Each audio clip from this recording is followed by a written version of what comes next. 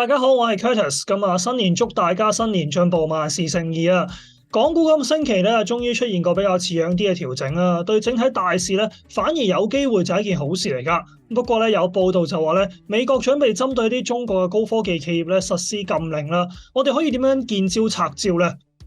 咁啊，先同大家分析咗最新大市走勢先啦。港股喺2023年1月份咧，最多累升超過2900點嘅。高位咧係過22,700點嘅水平啦，已經到咗我哋之前咧同大家分析過5年平均估值嘅水平啦，可以話升幅咧就已經達咗標噶啦。加上技術指標上面都超賣一段時間啦，今個星期初咧終於出現個比較似樣嘅調整啦。短線咧相信唔少人咧都會趁機會獲利套現嘅，尤其是係見到1月30號咧港股通北水重新翻嚟之後咧，冇進一步急於去追貨啦，反而資金見到淨流出咧係超過69億㗎。投資者咧都未必係適宜咁急住去入場接貨啦，暫時恒指咧都係一級級睇住啲支持位先啦，企穩咗先至再考慮入場嘅。首先咧就係過年前整固嘅區域啦，即係畫面右手邊咧藍色框框嘅位置啦，大約就21,200點至21,500點左右。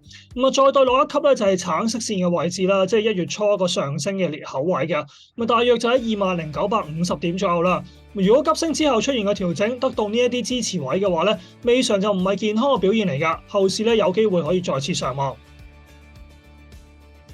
整體港股嘅方向咧，暫時仍然都係傾向正面啦。中國內地嘅疫情高峰有望過去啦。3月份兩會前有處於個政策蜜月期，但係咧有啲國際關係之下嘅因素咧，好難預測咧，我哋都不得不防下㗎。外國媒體嘅報道啦，美國政府正考慮禁止英特爾同高通向華為供貨啦。另外更加有報道話咧，拜登正考慮禁止美國資金咧投資中國嘅科技行業啦，涵蓋 AI 人工智能啊、5G 啊、半導體等等啦，有機會出現類似之前中海油同埋中移動嘅禁令咧，禁止美國投資者持有呢啲股份嘅。如果最終真係出現類似嘅禁令嘅話咧，預計最大打擊咧都係啲科技股啦，尤其是係佢哋部分咧同時就喺美國上市嘅，即使冇喺美國上市嗰一啲咧，都會非常受個投資氣氛影響啦。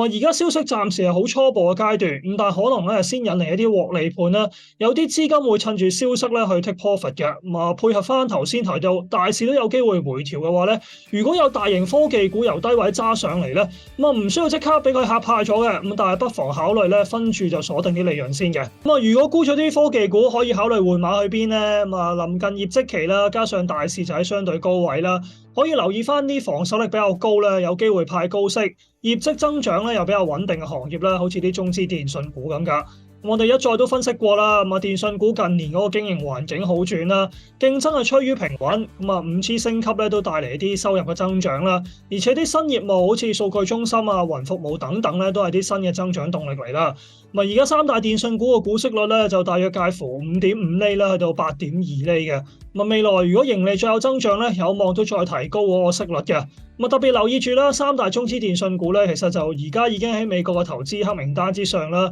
換言之，其實咧一早就已經反映晒呢個消息㗎啦，可以免疫最近一啲嘅不利消息嘅。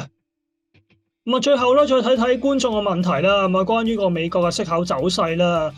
美國議息將會喺今晚深夜啦，即係香港時間星期四凌晨公佈嘅結果啦。我哋預料咧，聯儲局就會宣布加息0.25厘㗎。雖然加息嘅幅度較之前係放慢咗啦，但係咧其實已經係市場意料之中啦。睇2年期嘅債息表現嘅話咧，由舊年11月個高位咧4.88厘，回落去到近日個低位大約4.14厘嘅話咧，其實已經有啲偷步炒作㗎啦。今次嘅重點咧就會係個會後聲明同埋記者會啦。聯儲局話好難再俾一啲係比市場更加鴿派言論啦。反而咧近日中國復常啦，加上美金回軟啦，令到商品價格啦，好似油價、銅價、鋁價等等都回升啦。聯儲局反而係有理由咧係對個通脹走勢更加謹慎啦。如果對未來利率傾向佢哋個表態係強硬嘅話咧，反而有機會拖累外圍股市短線有個回調嘅。而且利率期貨反映咧，如果整體你喺今全年嗰個利率走勢嘅話咧，美國息口咧有機會就去到年中6月嘅時候見頂啦，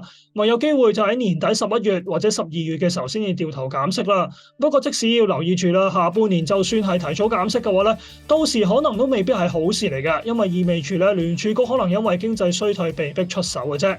順便睇埋個美股嘅納指啦，三大指數當中係最受個利率前景影響嘅。過年前同大家分析過㗎，納指就會行個上落市啦。暫時仍然都仲喺個 range 當中嘅。近日曾經嘗試過條下降阻力線啦，即係畫面上面紅色咗一個位置啦，要企穩到喺11,500點樓上咧，先可以繼續睇好嘅。最後申報翻啦，本人係證監會持牌人士，並冇持有上述嘅股份㗎。我哋下星期再見。